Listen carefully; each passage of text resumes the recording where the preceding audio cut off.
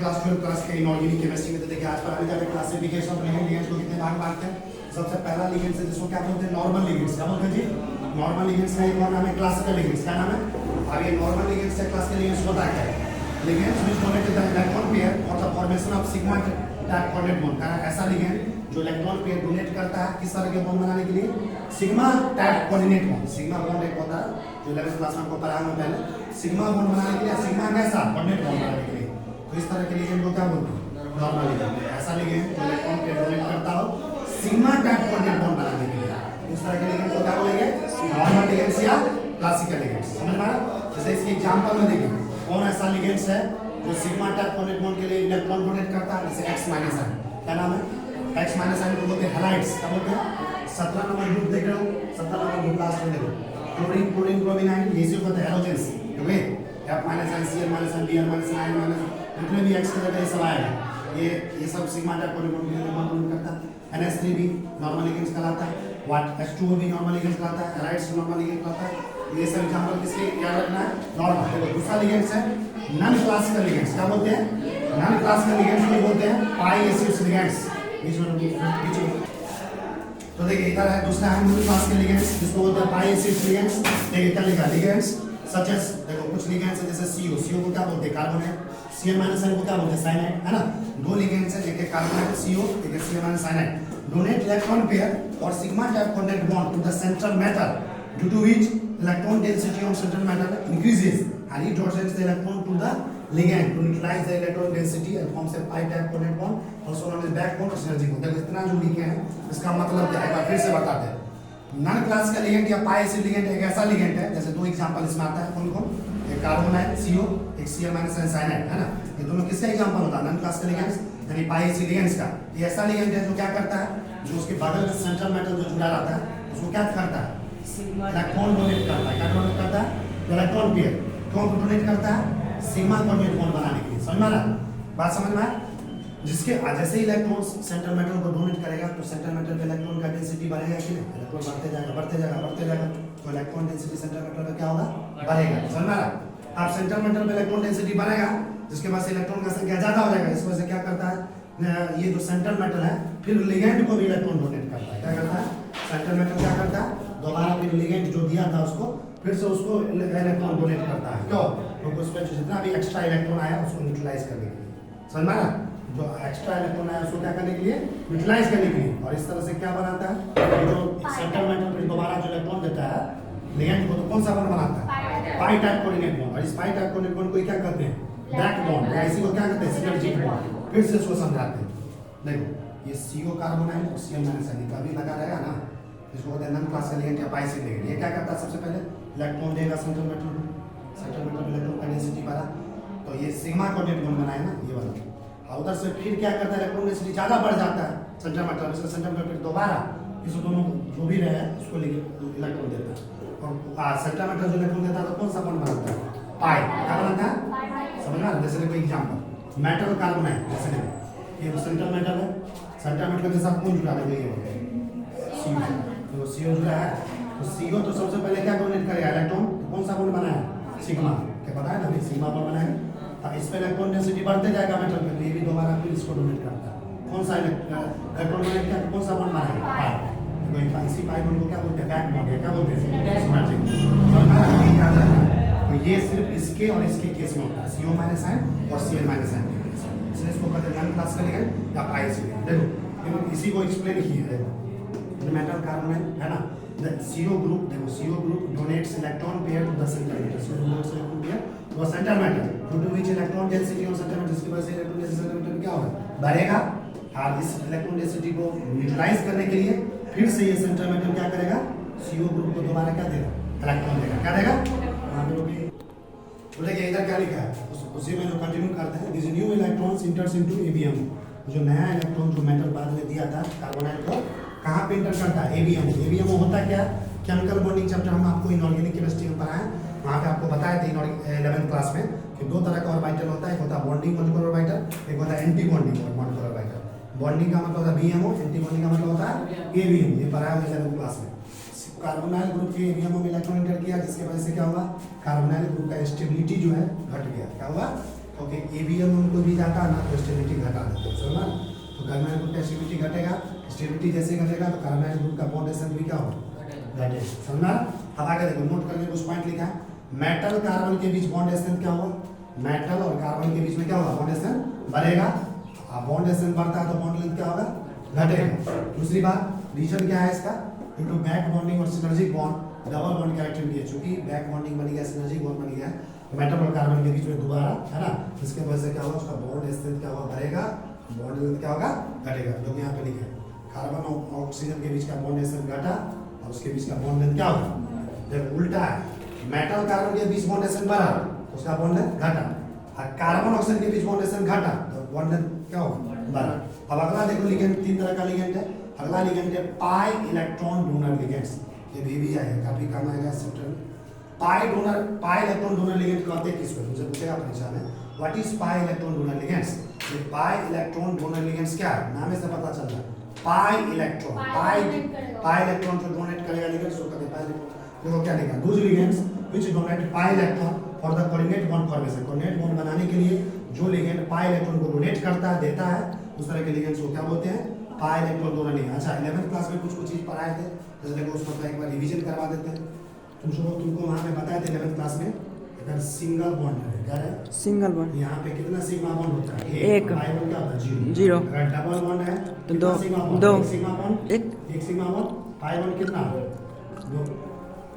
Single bond में एक sigma zero पाई, double bond में एक सिग्मा एक पाई, क्या होगा, एक सिग्मा एक पाई। ट्रिपल बॉन्ड है तो एक सिग्मा, पहचान है, कहीं भी सिंगल बॉन्ड है तो सिग्मा पाई बॉन्ड मिल जाता है, डबल में एक सिग्मा एक पाई, ट्रिपल में एक सिग्मा एक पाई। अच्छा देखो, सबसे पाई इलेक्ट्रॉन लिगेंड का सबसे पहला एग्जांपल देखो क्या है, इथाइलिन। क्या है, जैसे भैया नाम याद रखना पड़ेगा, इथाइलिन का फॉर्मूला C2H4, जब इसमें कैसा बॉन्ड होता है CH2 double bond C2, carbon carbon में क्या होता है, डबल बॉन्ड। ये इथाइलिन का रियल स्ट्रक्चर ये होता है CH2 double bond CH2 C2, दो कार्बन टू C2, चार हाइड्रोजन होते हैं, समझ में आ रहा है, इसको कहते हैं इथाइलिन। कार्बन कार्बन के जहाँ पे डबल बॉन्ड है, तो बताओ यहाँ पे कितना पाई बॉन्ड, डबल बॉन्ड में कितना पाई बॉन्ड होता है, एक। कितना पाई बॉन्ड है, एक। अच्छा बताओ, एक पाई बॉन्ड है, एक पाई बॉन्ड है, इसमें एक पाई बॉन्ड है तो इलेक्ट्रॉन कितना होगा, दो ना।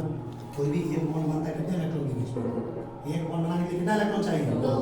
तो एक पाई बॉन्ड है तो इलेक्ट्रॉन कितना होगा, दो। तो जब भी इलेक्ट्रॉन जो सबसे पहले टर्म यूज करते हैं यहाँ पे ईटा, क्या यूज करेंगे, पाई इलेक्ट्रॉन लेने के लिए एक टर्म यूज करते हैं सिंबल ईटा। ईटा का मतलब बताते हैं, ईटा बताता है कार्बन के इलेक्ट्रॉन की संख्या को। ईटा क्या चीज बताएगा, इलेक्ट्रॉन की संख्या को। कितना इलेक्ट्रॉन है पाई इलेक्ट्रॉन, दो। ईटा के पावर क्या दे देंगे, ईटा के पावर क्या, दो। इसके पावर में लिखा है 2 पाई इलेक्ट्रॉन, कितना इलेक्ट्रॉन है, तो ऐसे लिखा है ईटा के पावर 2 या 2 पाई इलेक्ट्रॉन, समझ। दूसरा देखो एग्जांपल, तो ये किसका, तो यानी इथाइलिन किसका एग्जांपल हो गया, पाई इलेक्ट्रॉन डोनर लिगेंड का।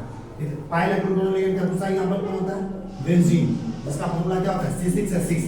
बेंजीन के बारे में अगली क्लास में भी आप पढ़ेंगे, इस टाइप का स्ट्रक्चर होता है, अल्टरनेट पोजीशन पे डबल बॉन्ड होता है ना। बताइए इसमें कितना पाई बॉन्ड है, एक यहाँ डबल बॉन्ड है तो एक पाई बॉन्ड, यहाँ पे एक पाई बॉन्ड, यहाँ पे तीन पाई बॉन्ड हुआ, कितना पाई बॉन्ड हुआ, तीन पाई बॉन्ड। एक पाई बॉन्ड में दो इलेक्ट्रॉन, तो तीन पाई में कितना, 6।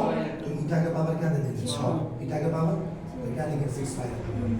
यानी बेंजीन कितने पाई इलेक्ट्रॉन डोनर है, 6 पाई इलेक्ट्रॉन डोनर, ईटा के पावर 6। यानी डायरेक्ट परीक्षा में लिखा रहेगा ईटा के पावर 6। ईटा के पावर क्या लिखा रहेगा, तो समझ आना किसकी बात कर रहे हैं, बेंजीन की। किसका बात कर रहे हैं, बेंजीन का। और दूसरी बात देखो, ये यहाँ पे कार्बन कितना है, 2 है ना। ये कार्बन की संख्या को बताता है, ईटा के पावर 2।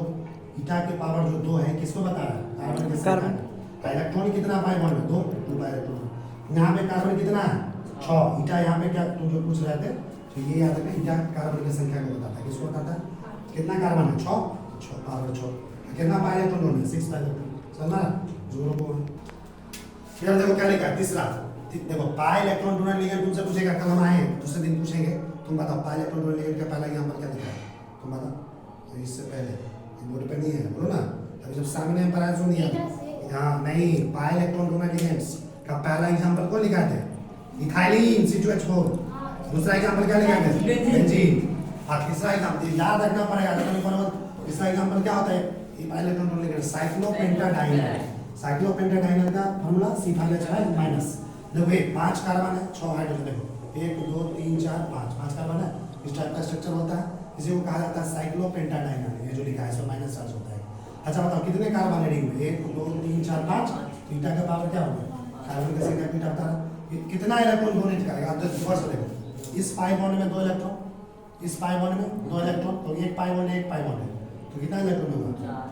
एक पाई बॉन्ड है ना, एक पाई बॉन्ड में 2 इलेक्ट्रॉन, दूसरा पाई बॉन्ड 4 इलेक्ट्रॉन, और यहाँ पे एक माइनस है तो 2 इलेक्ट्रॉन यहाँ भी हो गया ना, एक लिखा रहा था यहाँ पे 2 इलेक्ट्रॉन, तो 4 को कितना हो गया 6, तो कितना हो गया 6 पाई इलेक्ट्रॉन, यानी साइक्लोपेंटाडाइनर कितना इलेक्ट्रॉन डोनेट करेगा 6 पाई। समझ में आ रहा? अरे ईटा क्या जिसको बताता है कोऑर्डिनेशन कंपाउंड में, eta represents number of carbon atom, carbon की संख्या को कभी भी कोऑर्डिनेशन कंपाउंड में ईटा आ जाए एक कार्बन की संख्या होता है। फिजिक्स में भी ईटा आता है 11th क्लास में, अलग चीज बताया जाएगा। आप देखो कुछ ये जो अभी हम बताए थे पाई इलेक्ट्रॉन डोनर लिगेंड्स, ये तुम्हारे परीक्षा इस चैप्टर में कहाँ इस्तेमाल होगा इसका, तब कैसे कैसे लिखा रहेगा, देखो उसी को बता रहे एग्जांपल से। जैसे देखो एक कंपाउंड है कोऑर्डिनेशन कंपाउंड Cr, क्या लिखा होगा, अरे वैसे ब्रैकेट में लिखा गया ईटा के पावर 6 डैश Cc जैसे इसका होल है, ऐसे लिखा रहेगा। इससे देख के तुम क्या समझो, पहले तो ये समझोगे कोई क्या है क्रोमियम, क्रोमियम यहाँ पे सेंट्रल मेटल है, ईटा के पावर 6 है मतलब कार्बन का संख्या 6, ईटा के पावर 6 मतलब कार्बन का संख्या, देखो दिखा है बगल में लिखा कार्बन का संख्या 6, हाइड्रोजन का संख्या कितना लिखा हुआ 6, यानी क्या लग रहा है तुमको देखने से Cc से, यानी क्या है, यानी इस क्रोमियम के साथ 2 ठो बेंजीन है, कितना लगा हुआ, तो देखो इसी को कैसे लिख सकते हैं, देखो यहाँ क्रोमियम बीच में रख दिया है, एक ठो बेंजीन इधर लगा दिया, एक ठो बेंजीन इधर लगा दिया, बेंजीन को ऐसे लिखा जाता है ना 11th क्लास में पढ़ा सर्किल घुमा के, तो 2 ठो बेंजीन, इसी को इस टाइप से, ये जो स्ट्रक्चर जिस टाइप का बना है इसी को क्या कहा जाता है, सैंडविच स्ट्रक्चर, क्या कहा जाता है, सैंडविच खाइए ना ब्रेड का, वही है, इसको खाना, ठीक है। आगे देखो दूसरा एग्जांपल है फेरोसिन, क्या है फेरोसिन, क्या होता है, फेरोसिन को दिमाग में बैठा लो आज के बाद, कभी भी फेरोसिन आए तो फेरोसिन का स्ट्रक्चर याद आना चाहिए।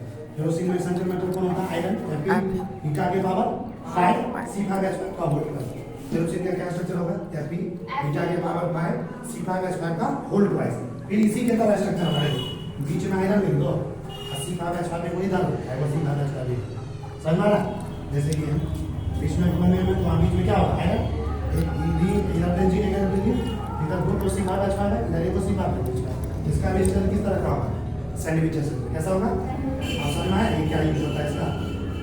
अच्छा बताओ यहाँ पे कोऑर्डिनेशन नंबर कितना है क्रोमियम का, देखो अच्छा ये बताओ बेंजीन है ना, बेंजीन कितना इलेक्ट्रॉन डोनेट करता है, कुछ पहले बताया, देखो तो कौन सा कॉपी में पाई इलेक्ट्रॉन डोनेट, लेकिन बेंजीन दूसरे एग्जांपल में कितना इलेक्ट्रॉन डोनेट करता है, बेंजीन कितने इलेक्ट्रॉन डोनेट करता है, 3 पाई बॉन्ड है तो 6 इलेक्ट्रॉन डोनेट करेगा ना, देख 3 पाई बॉन्ड है तो कितना इलेक्ट्रॉन डोनेट करेगा, एक बेंजीन 6 इलेक्ट्रॉन डोनेट करेगा, तो 6 यहाँ से क्या कोऑर्डिनेट मोड बनेगा, क्रोमियम से 6, तो कोऑर्डिनेशन नंबर कितना होगा, समझ में आया। इधर देखो यहाँ पे देखो C5H5 को नहीं, ये एक बार में कितना इलेक्ट्रॉन डोनेट करता है 6 को, तो 6 का इलेक्ट्रॉन डोनेट है ना, तो एक ठो C5H5 आयरन के साथ 6 इलेक्ट्रॉन डोनेट किया, तो 6 कोऑर्डिनेट मोड बनाए, तो कोऑर्डिनेशन नंबर कितना होगा, समझ आ गया। अब देखो तीसरा है जीस साल्ट, क्या लिखा हुआ, तो आज के बाद कोई पूछेगा जीस साल्ट क्या होता है, तो जीस साल्ट का स्ट्रक्चर याद रहना चाहिए, जीस साल्ट का मतलब K पोटेशियम बार में K PTCl3, फिर अंदर में क्या होगा ईटा के पावर 2 यानी C2H4, फिर से बता रहे जीस साल्ट मतलब K PTCl3 ईटा के पावर 2 C2H4, ये C2H4 pi electron donate ligand का पहला एग्जांपल देखो क्या लिखा है C2H4 इथाइलिन, देखो एक पाई इलेक्ट्रॉन डोनेट लिगेंड का पहला एग्जांपल क्या है C2H4, यही है ना, इथाइलिन कितना इलेक्ट्रॉन डोनेट करता है 4 डोनेट करता है ना, 1 पाई है, कितना पाई है उसमें 1 पाई है ना, तो 2 इलेक्ट्रॉन डोनेट करेगा, तो बता देखो इधर कहाँ गया, यहाँ पे 1 पाई बोले तो 2 इलेक्ट्रॉन डोनेट, 4 कहाँ से बोल दिया, दिमाग से पागल है, 2 पाई इलेक्ट्रॉन डोनेट कितना इलेक्ट्रॉन डोनेट करेगा, अच्छा सोचो यहाँ पे C2H4 क्या को लगा हुआ, C2H4 क्या को लगा हुआ, ये को लगा हुआ ना, और यहाँ पे देखो प्लेटिनम है, क्या है प्लेटिनम का यहाँ पे पूछेगा तुमसे कोऑर्डिनेशन नंबर कितना होगा, तो देखो यहाँ पे प्लेटिनम का इस रिंग में कोऑर्डिनेशन नंबर कितना होता है 4 होता है, कुछ यहाँ से इलेक्ट्रॉन होता है, कुछ इनको यहाँ से आता है, इनको यहाँ से, समझ में आ रहा, तो ये स्ट्रक्चर याद रखना जी सा, तो ईटा जो लगा रहा था उसमें एक इलेक्ट्रॉन लगा हुआ, ऐसे ही तुमको कोऑर्डिनेशन नंबर में ईटा के पावर 2 ईटा के पावर 4 ईटा के पावर 6, आप समझ में आया, आपको देख के घबराओगे तो बच्चा को ये जो मिलता है ईटा के पावर पर ईटा लेके कमारे छू लेता है, पता नहीं चलता ईटा क्या लिखा हुआ, ईटा लेके जैसे करता रहता है। कोऑर्डिनेशन कंपाउंड जो चैप्टर हम पढ़ा रहे हैं तुमको, इतना आसान चैप्टर नहीं है जितना आसान तुमको हम लग रहा है, क्योंकि हम पढ़ा रहे हैं वैसे इसलिए आसान लग रहा है, तो बच्चा सब हर साल कोऑर्डिनेशन कंपाउंड में दिमाग उसका पागल रहता है, फिर कोऑर्डिनेशन कंपाउंड किसे समझ में आएगा, कैसे समझ में आएगा, 10 को टीचर के साथ मिलता है, 10 को यूट्यूब पे वीडियो देखता है, तब पर भी उसको समझ में नहीं आता। ये सबसे भारी चैप्टर माना जाता है इनऑर्गेनिक केमिस्ट्री का 12वीं क्लास का सबसे भारी भरकम चैप्टर। उसको इतने आसान भाषा में समझा रहे हैं, जैसे क्वेश्चन भी काफ़ी आता परीक्षा में, काफ़ी वेरी वेरी इंपॉर्टेंट चैप्टर है और लोगों को भारी भी लगता है। लेकिन जब से उनको सुन के एक भी चीज़ भारी नहीं लगेगा, हर कोई एकदम पूरा डिटेल जी एडवांस करके सिलेबस बता रहे हैं और प्लस उनको आसान भाषा में समझा रहे हैं। तो आज का आपका वीडियो लेक्चर कैसा लगा कोऑर्डिनेशन कंपाउंड का, इस वीडियो को लाइक कीजिए, लोगों की भी शेयर कीजिए। अगर आप इस यूट्यूब चैनल पर नए हैं तो इस यूट्यूब चैनल को सब्सक्राइब कीजिए। फिर से मिलेंगे नया वीडियो लेक्चर लेकर, तब तक के लिए जय हिंद, वंदे मातरम। तो हमारा जो नेक्स्ट क्लास में जब हम आएंगे आपको कोऑर्डिनेशन कंपाउंड डिस्कस करेंगे क्लास 12 में, तो आपका नया टॉपिक जो है इस चैप्टर में वो होगा IUPAC नोमेनक्लेचर। क्या होगा जी? IUPAC नोमेनक्लेचर, जो काफी बेबी आए, यहाँ से काफी क्वेश्चन आता परीक्षा में। तो किसी भी कोऑर्डिनेशन कंपाउंड का, किसी भी कॉम्प्लेक्स कंपाउंड का IUPAC नेमिंग हम कैसे करते हैं, इसको अगर जानना है तो आपको इंतजार करना पड़ेगा हमारा नया वीडियो लेक्चर अगला वीडियो।